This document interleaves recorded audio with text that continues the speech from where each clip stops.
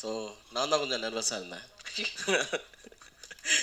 ஏன்னா ஒரு பெரிய காமெடியன், அவர் வந்தாலே தேட்டரில் நாங்கள்லாம் சிரிச்சிடுவோம். ஸோ அவருக்கு கூட ஒர்க் பண்ணும்போது எப்படி இருக்குன்னு தெரியல. நான் காமெடியெல்லாம் என் படத்தில் பண்ணதே இல்லை. ஸோ இந்த படத்தில் ஃபஸ்ட்டு பண்ணேன். ஸோ அவரை நம்பி தான் நான் பண்ணேன்.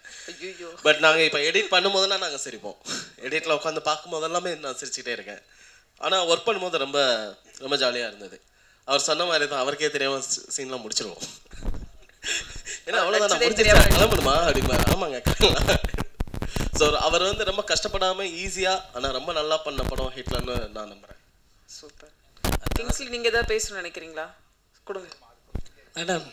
நானே அணில் குஞ்சு இப்போ தான் வந்துக்கிறேன், அதனால் என்னை விட்டுருங்க. நான் தான் நிறைய பேசுகிறோம். தானா சார்? இங்கே சார் ஹிட்லர் போட்டிருக்கீங்க, அதில் வந்து கன்னும் இருக்குது, இன்னொன்று வந்து நம்ம தேர்தலோட சிம்பிளும் இருக்குது, சின்னங்கள். இது எதை பற்றி, அரசியல் பற்றியான புரிதல் இருக்குமா? இதில் என்ன சொல்ல வரும்? ஹிட்லர்னால் ஒரு சர்வாதிகாரம் எல்லாருக்கும் தெரியும், இடியாமின் இவங்கெல்லாம். ஸோ இது ஹிட்லர் பேர் வச்சுருக்கீங்க சொன்னீங்க, பட் ஆனால் அந்த சிம்பிள் எதை சொல்ல போகுது? சர்வாதிகாரத்தோட சிம்பிளாக தான் ஹிட்லர், அது ஸ்வஸ்திக் சின் அதோட சிம்பிள் அது. ஸோ ஹிட்லரோட கொடியில் இடம்பெற்ற ஒரு முக்கியமான இது. ஸோ ஹிட்லருங்கிற நேம் எப்படி ஒரு இருக்கோ, ஸோ அதனால அந்த சிம்பிளை நாங்கள் கொண்டு வரோம். ஒரு சர்வாதிகாரத்தோட அடையாளமாக மட்டும் கொண்டு வரோம். வேறு எதுவும் இந்த இதுக்குள்ளே வேறு எந்த இதுவும் கிடையாது. ஹிட்லர் நீங்கள் மனசில் வச்சுட்டு ஸ்வஸ்திக் அந்த இதை பார்த்தா மட்டும் போதும். இல்லை, நீங்கள் சாஃப்டான கேரக்டர் ஆக்சுவலாக பார்த்தீங்கன்னா நீங்கள் சிம்பிளாக கூட போடலை. அவரை எப்படி சூஸ் பண்ணீங்க? நினச்சிட்டு இருக்கீங்க நீங்கள்? இல்லை சார், நீங்கள் ஸ்டண்ட்டுக்கிட்ட சொல்லும் போதே தெரிஞ்சது. சரி, எனக்கு நிறைய பிளேட் இருக்குது, அதனால் பார்த்துன்னு சொல்லும் போது ரொம்ப சாஃப்ட் ஆகிட்டீங்க. சரிங்க. இல்லை, ஆக்சுவலாக நிறைய பிளேட்ஸ் இருக்கிறதுனால கொஞ்சம் சாஃப்டாக ஹேண்டில் பண்ண சொன்னேன். நம்ம சாஃப்டாக ஆடா தெரியல, நீங்களே நம்மளே சொல்லக்கூடாது. ஹீரோயின்கிட்ட கேட்கலாம். What you think about me? am I soft? You have to see the movie to see more shades of Sir. I also got shocked. படத்தை பார்த்தா என்னோட முரட்டு குணம் வெளியே தெரியல. டேரக்டர் இன்னும் சொல்லவே இல்லையே உங்களை பற்றி? இல்லை, நான் விஜயானி சாரை சூஸ் பண்ணல, விஜயானி சார் தான் என்ன சூஸ் பண்ணார். ஒரு படம் பண்ணுவாங்கன்னு கூப்பிட்டாரு. கதை ஏதாவது இருக்குன்னு தான் சொல்லுங்கள் அப்படின்னாரு. நான் இந்த ஹிட்லரோட கதையை தான் நான் முதல்ல எழுதின கதை, நான் படமாக பண்ணணும்னு நினச்சது அது. ஆனால் அதை விட்டுட்டு அதுக்கப்புறம் நான் படைவீரன் பண்ணேன். ஸோ இந்த கதை சாருக்கு சரியாக இருக்குன்னு நான் நம்பினேன். ஸோ நான் போய் சொன்னேன், அவருக்கும் பிடிச்சிருந்தது, அப்படி தொடங்கப்பட்டது. விஜயானி சார், இது வந்து உங்களுக்கு கொஸ்டின் இங்கே இருக்கீங்க? ஓகே. இது வந்து பர்சனலான கொஸ்டினாக தான் விட்டுருங்க, வேணாம். பரவாயில்ல. சரிங்களா? நீங்கள் வந்து செருப்பு போடாத காரணம் என்ன ஏதாவது ரகசியம் இருக்கா? இல்லை, அப்படி ஒன்றும் இல்லை. திடீர்னு மனசுக்கு தோணுச்சு, இதையும் பெருசாக யோசிக்கிறது இல்லை. திடீர்னு ஒரு நாள் ஸ்டாப் பண்ணின்னு தோணுச்சு, ஸ்டாப் பண்ணிட்டேன். திடீர்னு ஆரம்பிக்கணும்னா ஆரம்பிச்சிடுறேன், அவ்வளோ. இப்போ ஒரு விஷயம் சொன்னீங்க, ஈரணிகிட்ட வந்து பேசும்போது ஒரு வேவ் லைன் ஒர்க் ஆகலைன்னு சொல்லிட்டு அவங்க கம்யூனிகேஷனுக்காக நீங்கள் விட்டீங்க. மற்ற ஹீரோயின்லாம் எப்படி சார்? தம்பி, என்னது சொல்கிறது, நான் பண்ணுற படங்கள்லாம் சீரியஸான படங்கள்ன்றதுனால நமக்கு வந்து ரொமான்டிக்கான போர்ஷன்ஸ் நிறைய படத்தில் வர்றதில்லை.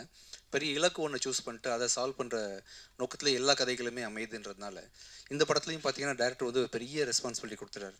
எல்லா படமே கொஞ்சம் ஆக்ஷன் மோட்லேயும் சீரியஸாக ஹீரோ இருக்க வேண்டிய சூழ்நிலை. கொஞ்சம் இதை நம்ம ட்ரை பண்ணியிருக்கோம். ஆக்சுவலாக என்ன சொன்னேன்னா, உங்களுக்கு தமிழ் தெரிஞ்சிருந்தா இன்னும் நிறைய பேசியிருப்பேனே ஷூட்டிங் ஸ்பாட்டில், அது மாதிரி ட்ரை பண்ணியிருப்போமே அப்படின்லாம். கிங்ஸ்லி கிட்ட கொடுங்க. ஒன்று நடிக்க சார், அவர் தயவு செஞ்சு நடிக்க விட்டுருக்கு. தலைவா, கல்யாணத்துக்கு முன்னாடி கோட் ஷூட்டு ஷர்ட்டு இன்சர்ட் பண்ணிட்டு வருவீங்க, கல்யாணம் முடிஞ்சதுக்கு அப்புறம் ஒரு ஸ்டைலிஷா இப்போ வந்து அப்படியே ஜிகி ஜிகின்னு மென்ன மாதிரி. அதெல்லாம் ஒன்றும் இல்லை, நான் யார் இந்த காஸ்டியூம் சொல்லி அனுப்புனது? இல்லைப்பா, இது புதுசாக எடுத்தேன், போட்டுன்னு வந்தேன், அவ்வளோதான், வேறு எதுவும் இல்லை. அதெல்லாம் இல்லைங்க, பாவங்க, அவங்க ஷூட்டிங் போயிருக்காங்க. இது முதல் மேடை வேற, கல்யாணம் முடிஞ்சு எல்லாம் முடிஞ்சு முதல் மேடை எப்படி இருக்கு? பா, வீட்டில் இருந்தே யோசிச்சுட்டு வந்தியா? அதெல்லாம் இது முதல் மேடை தான், அது சூப்பராக இருக்குது. படத்தில் எப்படி விஜய் ஆண்டனி சார் கூட நீங்கள் வந்தாவே சார் ஜாலியாக இருப்பார். எப்பவுமே நீங்கள் நினைக்கிற மாதிரி கிடையாது. சார் எப்பவுமே ஏதாவது ஒரு கமெண்ட் பண்ணிவிட்டு ஜாலியாக இருப்பார். டெரர்லாம் கிடையாது, சாஃப்ட் தான்.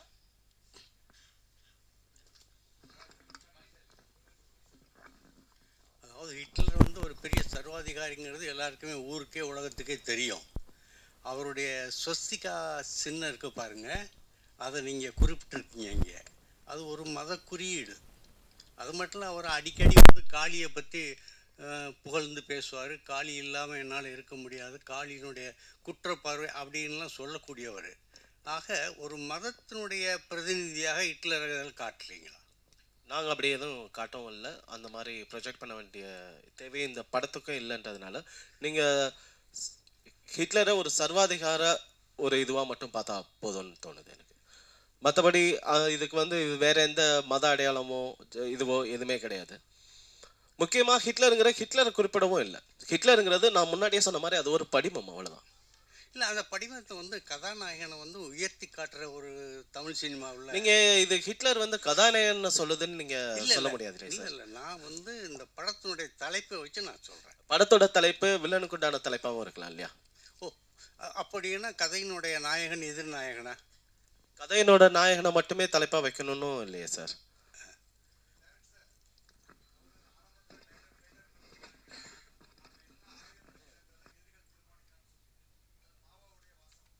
ஆமாம்,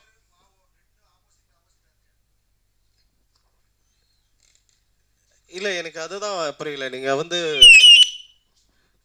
அதில் இருக்க கருத்தை எடுத்துக்கணும்னு தான் நான் நினைக்கிறேன். அதோட யார் சொன்னால் அவர் சொன்னதில் ஏதாவது குறியீடாக இருக்கா அப்படின்னு போனால் கிடையாது. இந்த படத்துக்கு அந்த வரி வந்து ரொம்ப முக்கியமான வரி. ஒரு போராட்டம் அப்படிங்கிறது வந்து நம்ம எந்த விதமாக போராடம் அப்படிங்கிறத வந்து நம்மளோட எதிரி தீர்மானிக்கிறாங்கிற ஒரு மாமாவோட அந்த வரிகள் வந்து ரொம்ப முக்கியமான வரிகளாக நான் நம்புகிறேன். இதை வந்து அதனால இதை நம்ம கொண்டு வரோம். ஹிட்லருங்கிறத வந்து ஒரு ஒரு ஒரு சர்வாதிகாரத்தோட அடையாளம். ஒரு ஒரு மனிதன் ஒரு சர்வாதிகாரத்தை அடைஞ்சிடக்கூடாது, ஒரு ஹிட்லராக ஆயிடக்கூடாது அப்படின்ற ஒரு முனைப்பு தான் இந்த படம்.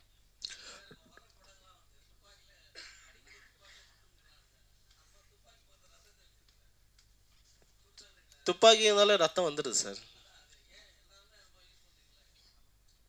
ஏன்னா இதில் ரத்தம் இருக்குது இந்த படத்தில், அதனால். டைரக்டர் சார் ஹியர் இங்கே சார், உங்களுடைய ப்ரீவியஸ் படமாகட்டும் இந்த படமாகட்டும் அது எக்ஸப்ஷனலி வெல் மேட் ஃபிலிம். இந்த படத்தில் நீங்கள் தான் யூ ரிட்டன் த ஸ்டோரி அப்படின்றதால கேட்குறேன். What was the spark that led you to write the story? என்ன is based on a real life incident? எங்கேயாவது something must have got you to think about this இல்லையா? ரெண்டு விதமாக நம்ம வந்து கதைகள் எழுதுவோம் நான் தோணுது என்னை பொறுத்த வரைக்கும். ஒன்று, நம்ம வந்து சில படங்கள் பார்ப்போம், நம்ம ரொம்ப பிடிச்ச படங்கள் இருக்கும், அந்த பிடிச்ச படங்களை ரெஃபரன்ஸாக வச்சுட்டு நம்ம ஒரு கதை யோசிப்போம். ரெண்டாவது, நம்ம வாழ்க்கையில் நடந்த சம்பவங்கள் ஏதாவது ஒன்று நம்ம பாதிச்சதை வச்சு கதையை எழுதுவோம். எல்லாருக்குமே இது அந்த முதல் கருங்கிறது இந்த ரெண்டு இடத்துலேருந்து ஒன்று தான் கிடைக்குதுன்னு நம்புகிறேன். நான் என்னோட ஒரு நாள் பயணத்தில் எனக்கு ஒரு எக்ஸ்பீரியன்ஸ் இருந்தது, அதை பேஸ் பண்ணி யோசிக்கும் போது இப்படி ஒரு கதை வந்தது. இது வந்து ரியல் லைஃப் இன்சிடென்ட்ஸ்லேருந்தே வருதுன்னு சொல்லலாம்.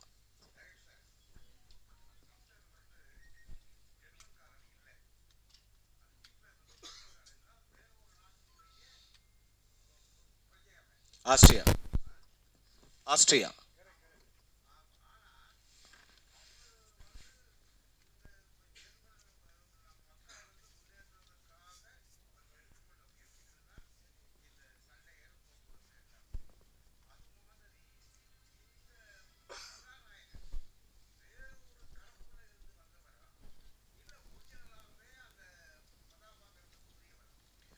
இந்த ஹிட்லருக்கும் கதாநாயகனுக்கும் சம்மந்தம் இல்லை சார்.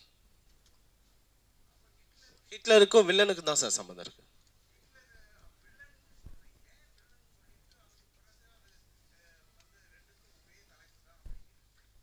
இல்லை, எனக்கு கேள்வி புரியல. ரெண்டு தலைப்பும் ஒரே தலைப்புன்னு எனக்கு புரியல சார்.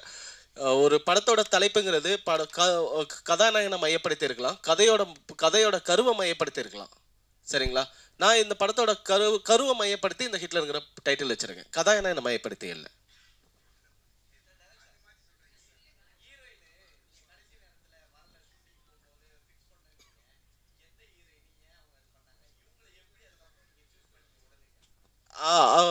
படத்தில் நடிக்காதவங்களை பற்றி நம்ம பேசி அதை ஒரு இது பண்ண வேணாம். அவங்க உண்மையிலேயே இந்த படத்தில் ரொம்ப இன்வால்மெண்ட்டோட ஒரு ஹீரோயின் இதுதாங்க. பட் அவங்க பர்சனல் ரீசனால் அவங்களால வர முடியல. அவங்க ஃபேமிலியில் ஒருத்தருக்கு வந்து ரொம்ப சீரியஸாக இருந்ததுனால அவங்க கூட வந்து பார்த்துக்க வேண்டியதாகிடுச்சு. அதனால அந்த போனாங்க.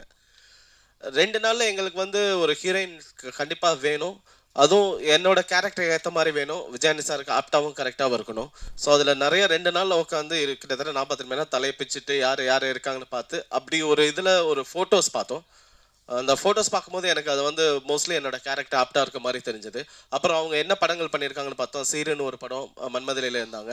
அவங்க ஒரு விதத்தில் ஒரு பூமிகாவோட ஒரு சாயல் இருந்தது. எனக்கு பூமிகா அவங்கள எனக்கு ரொம்ப பிடிக்கும். ரொம்ப நல்ல ஆக்ட்ரஸ் அவங்க. அவங்ககிட்ட ஒரு பாந்தம் இருக்கும். ஸோ அதே மாதிரி என்னோட ஹீரோயினுக்கு வந்து ஒரு ஜாலியான ஒரு பொண்ணு மட்டும் இல்லை, அவளுக்குள்ள ஒரு பெயின் இருக்குது, அவளுக்கு ஒரு எக்ஸ்பெக்டேஷன் இருக்குது லைஃப்பில். ஒவ்வொரு தடவையும் தோற்று வந்து நிற்கிற ஒரு பொண்ணு அவள். ஸோ அந்த பெயினை தாங்குற ஒரு முகம் வேணும்னு தோணுச்சு. ஸோ அது ரியா சுமன் அவங்களுக்கு இருக்குன்னு நான் நம்பினேன். ஸோ அப்படி உள்ள வந்தாங்க. Thank you so much. Yes, thank you so much.